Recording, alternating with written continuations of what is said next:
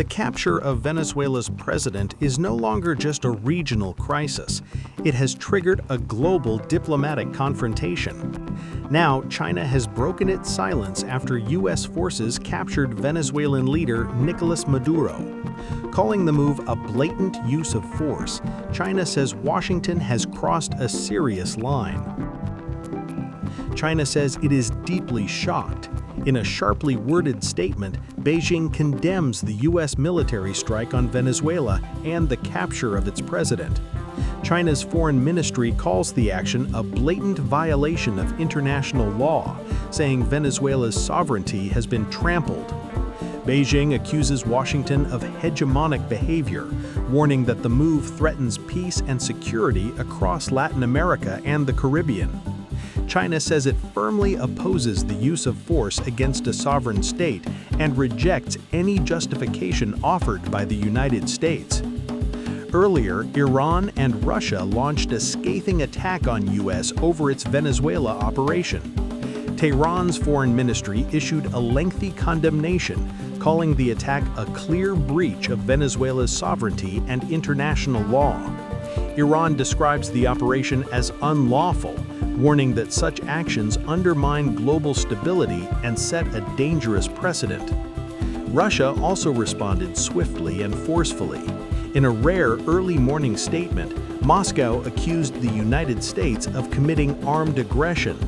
The Russian Foreign Ministry rejects Washington's justification outright, calling it untenable.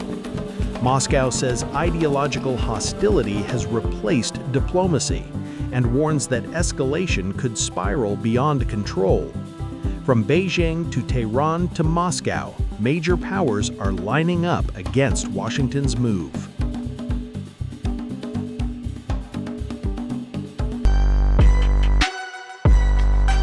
Donald Trump posted a Venezuela raid video showing multiple blasts in capital Caracas. Minutes later, he follows up with a photo he claims shows Nicolás Maduro in U.S. custody.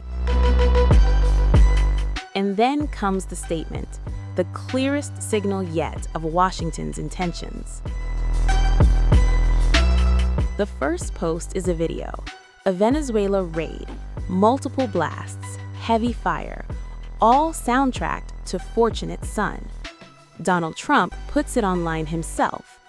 The footage spreads instantly. The timing appears deliberate. No official briefing, just the visuals, the music, and the message.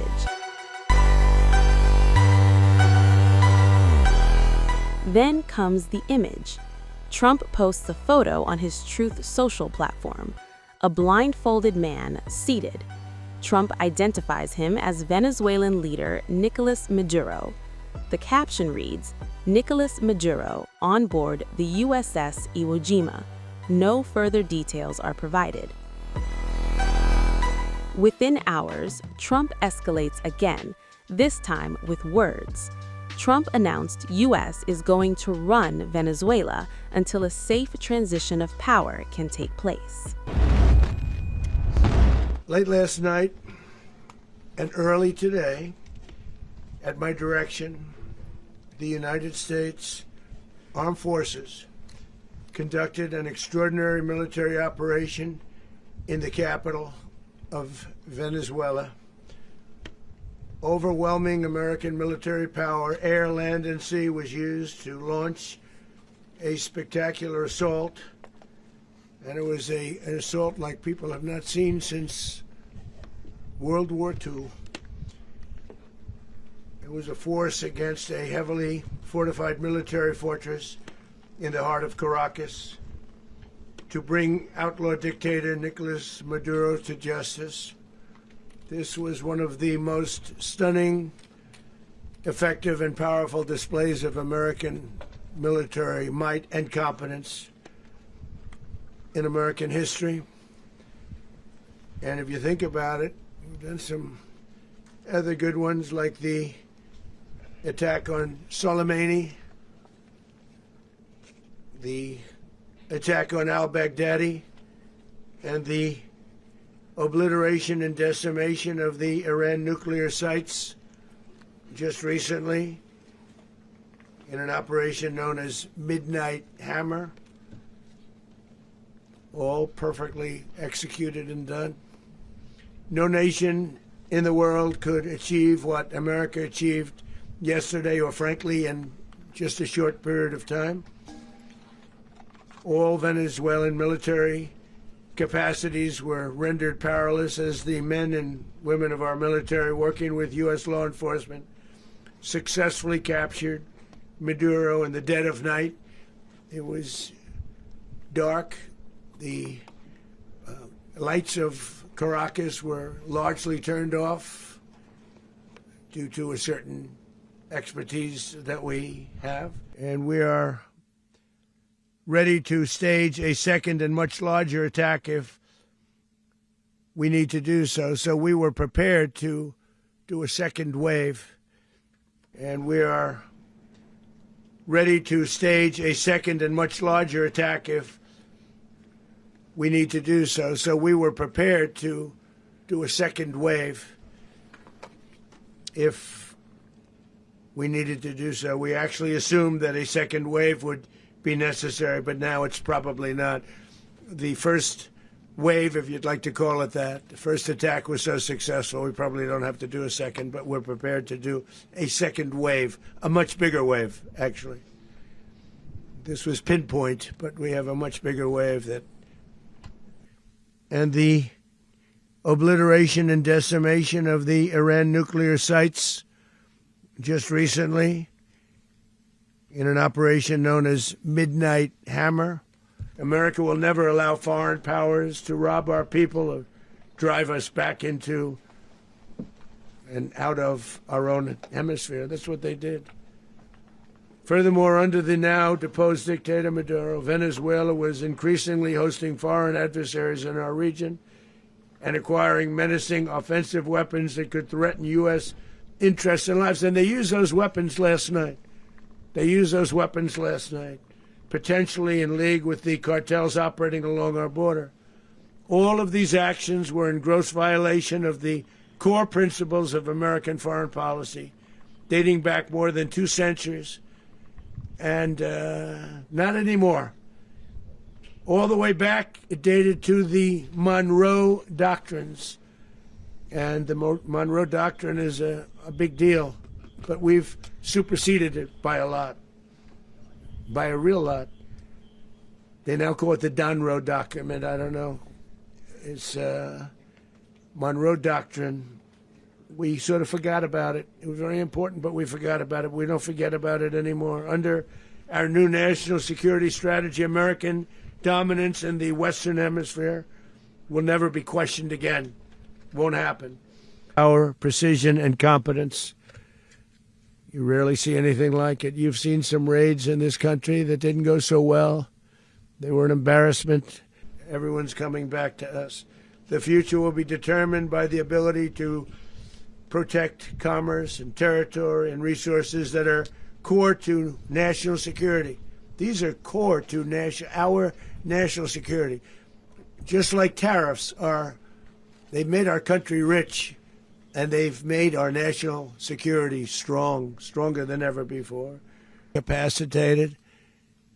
If you would have seen what I saw last night, you would have been very impressed. I'm not sure that you'll ever get to see it, but it was an incredible thing to see. This extremely successful operation should serve as warning to anyone who would threaten American sovereignty or endanger American lives. Very importantly, the embargo on all Venezuelan oil remains in full effect. The American Armada remains poised in position, and the United States retains all military options until United States demands have been fully met and fully satisfied. All political and military figures in Venezuela should understand what happened to Maduro can happen to them, and it will happen to them if they aren't just fair, even to their people. The dictator and terrorist, Maduro, is finally gone, and Venezuela people are free. They're free again. It's been a long time for them, but they're free. America is a safer nation this morning. It's a prouder nation this morning because it didn't allow this horrible person, and this country that was doing very bad things to us, it didn't allow it to happen. And the Western Hemisphere is right now a much safer place to be. So I want to thank everybody for being here. These highly trained warriors operating in collaboration with U.S. law enforcement caught them in a very ready position. They were waiting for us. They knew we had many ships out in the sea, just sort of waiting. They knew we were coming. So they were in a ready, what's called a ready position. But they were completely overwhelmed and very quickly incapacitated. If you would have seen what I saw last night, you would have been very impressed. I'm not sure that you'll ever get to see it, but it was an incredible thing to see. Not a single American service member was killed, and not a single piece of American equipment was lost. We're going to run the country until such time as we can do a safe, proper, and judicious transition. So we don't want to be involved with having somebody else get in, and we have the same situation that we had for the last long period of years. So we are going to run the country until such time as we can do a safe, proper, and judicious transition. And it has to be judicious because that's what we're all about. We want peace, liberty, and justice for the great people of Venezuela, and that includes many from Venezuela that are now living in the United States and want to go back to their country. It's their homeland. We can't take a chance that somebody else takes over Venezuela that doesn't have the good of the Venezuelan people in mind. We've had decades of that. We're not going to let that happen. We're there now, and what people don't understand, but they understand as I say this, we're there now, but we're going to stay until such time as the proper transition can take place. So we're going to stay until such time as we're going to run it, essentially, until such time as a proper transition can take place.